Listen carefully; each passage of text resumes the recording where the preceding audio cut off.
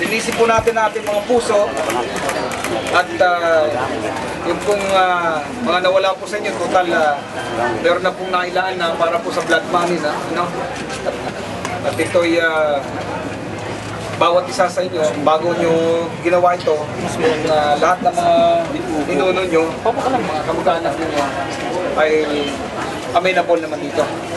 So dito natin tatapusin. Before kayo magpirma, mag-swear kayo sa Quran na talagang hindi na po maulit. Okay? Napunod ka sa Quran, ha? Amin. Rabbana atina fid dunya hasana wa fil akhirati hasana wa qina azaban nar.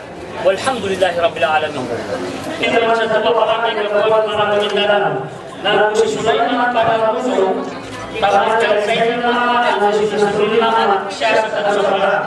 Napag-ayos namin. Siguro more than 29 na ayos natin dyan. Ano? At hindi ho basta-basta ito eh. Kasi nagkapatayan tong both sides eh. So pagka may namatay sa kabila at may namatay dito sa kabila, lalong-lalo na may mga, kumbaga may mga dugong matataas. Ibig sabihin, royal blood sila. Napakahirap i-settle ito. Pero doon sa ating approach sa kanila,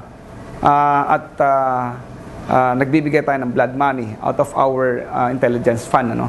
At sa peace and order natin, ay kagad-agad natin na napapacify yun at nasisettle natin. At nagiging peaceful yung area. Bukod doon sa nasettle natin sila, kumuha tayo ng mga elders. Ito yung mga ustads, ano? Na pinatulong natin doon sa pag-advocacy ng peace and order. So, in totality, meron tayong more than 1,000 asatids or ustads na tumutulong, katuwang po natin doon sa paghahanap ng mga kapayapaan. Kaya wala tayong masyadong problema ngayon. Halos yung isang barangay, naubos yung lahat ng mga bahay, nagsulugan sila ng bahay at saka lahat ng tao, pati yung mga adjacent barangay nila na naapektuhan. At tungkol naman sa peace and order, sa pagsulong ng peace and order program ni Governor Tutoy, ito na yung pinakamagandang nagawa ng isang leader, lalo-lalo na dito sa Maguindanao Province. At natatamasa natin ngayon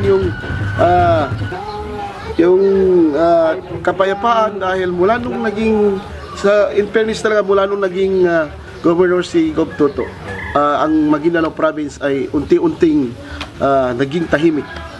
At yung mga rido ay nabigyan ng solusyon.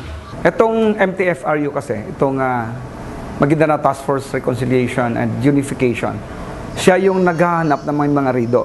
Kumbaga yung may mga clan feuds, ano?